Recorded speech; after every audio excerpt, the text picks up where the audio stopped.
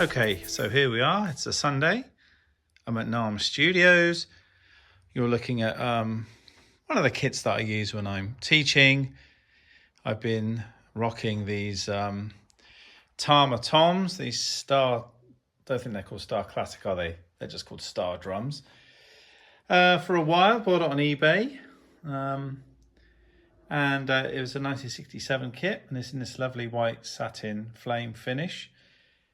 And the floor tom over there.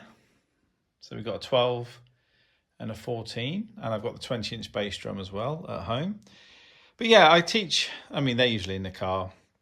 I usually teach with that and this 18-inch bass drum and my usual snare, which is sat over there because one of my students, Gavin, today wanted a different snare sound, and I had this lovely 1960s jazz festival kicking around in the car after a gig I did last night with Bob Bowles in Highworth.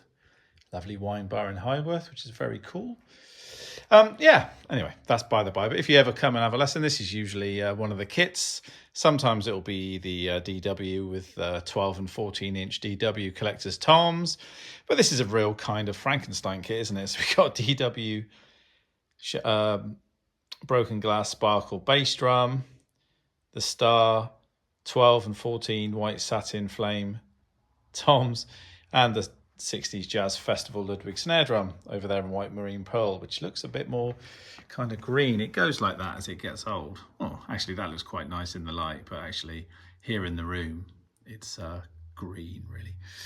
Okay, so anyway, that was just, as I say, by the by. That doesn't really matter. But I had a good day's teaching today. Very nice. Saw a few students and got them back on the path of creativity and so on. But yeah, what was I going to talk about? I was going to talk about this ride. Now, I know I did something on Friday about this ride cymbal.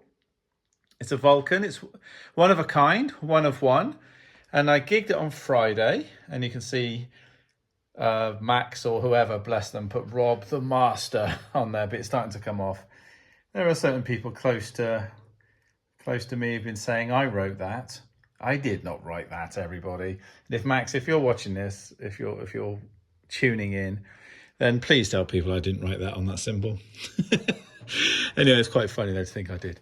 So that's what we got. We got kind of machined on the top here. Yeah, very nice. And underneath, I think I showed it on the video, it's a bit more like this, more like the Dark Master, kind of not machined or anything or lathe in any way. So it's a bit more like that. And of course, this is my usual 22 Dark Master, which I think we all know.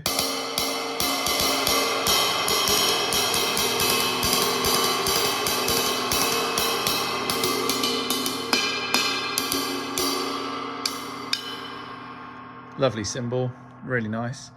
So yeah, what does this one sound like? So a few things. I'm going to play it for you. I'm not going to play it with the kit or anything. I haven't got time to do loads of drum videos today, even though Mark Stokes, one of my students, has lent me the Yamaha, whatever it's called. I'm not sure what the thing is called really. This thing, the EAD thing, which I'm going to use with some of my videos to try it out. He's very kindly lent it to me.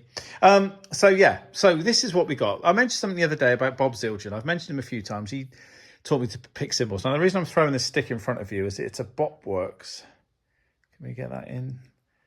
It's a Bopworks, and I love their drumsticks. And I think this is a Shelly Man. Oh, no, it's a West Coast.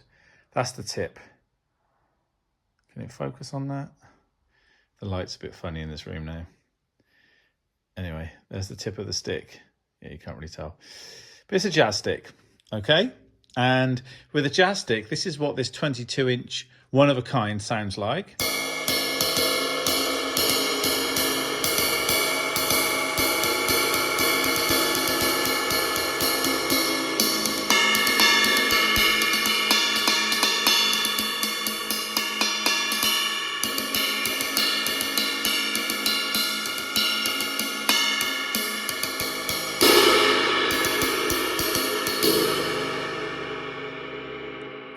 This is all subjective. I'm not expecting every drummer watching this to fall in love with this ride straight away. You know, it's as I say, it's highly subjective what we all want from our ride cymbals. What have I got here? Here I've got a Shaw stick. I think this is a hickory stick. I think it's Is it a 5A? I'm not sure. Looks like a 5A to me. So we had the pitch of this stick. Let's check it with a slightly heavier stick. Wow, different again.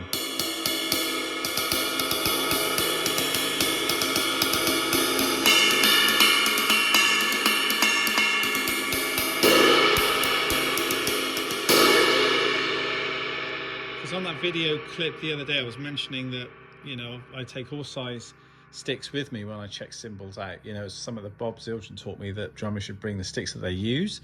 Obviously, it seems simple, but you know. And let's check out this Vic Firth. This is a 7A to prove it there. 7A. Whoa.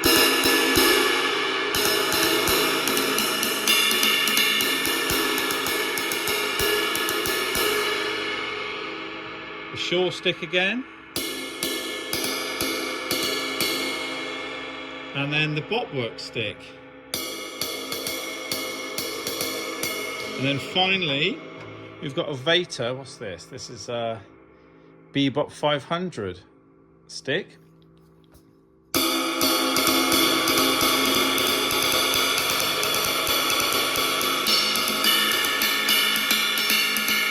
Different again.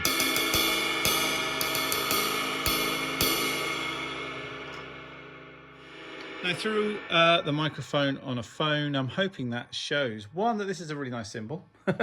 Two, that the sticks make a massive difference to what your cymbals are going to sound like. And that goes across the board with the hi-hat and the ride. Crashes, not so much. But you know, all these choices of sticks here and the different tips and everything like that. Oh, someone spilled some tea down there. Probably me. You know, makes a massive difference to the sound.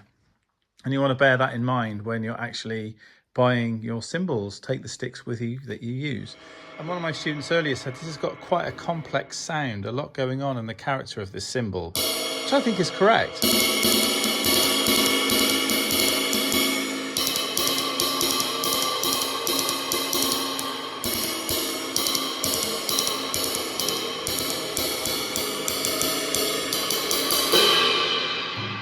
Yeah, nice.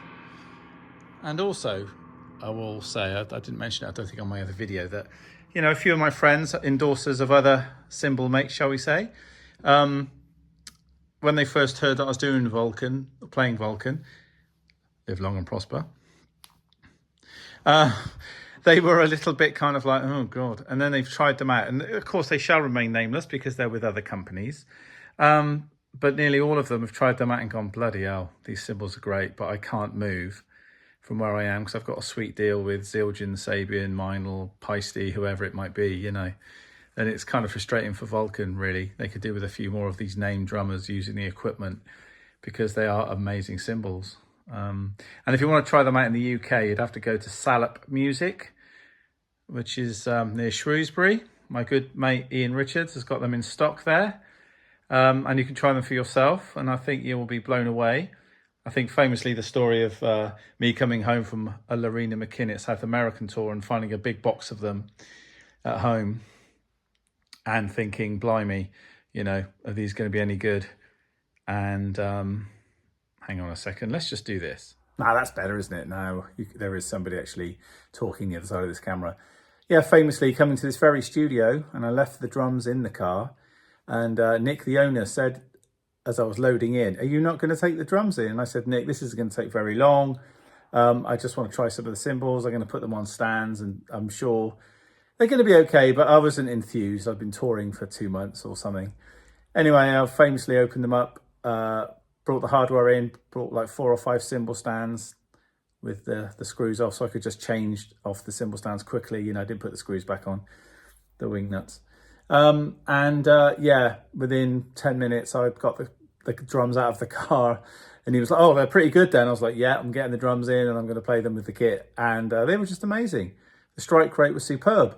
Again, highly subjective, you know. But there's something about these cymbals that I love, and the company is a small company, and, you know, smaller companies need a bit more love. And the good thing about joining a smaller company is that you're further up the roster. You know, like me with Zildjian, I'm further down the roster. And then when I wasn't working with any particular names, I was off the roster, which I understand, it's business. But with a company like Vulcan, they're happy that you're willing to get on board and use the cymbals and so on. But anyway, I'm very chuffed to be playing the cymbals and being involved with Max and the company and working with Ian over here in the UK. And I hope you enjoyed this ride. It's not going to be a range, because someone asked me today, is it going to be a new range that's coming out? I don't think so. The master range. And I'm not a master of anything, really.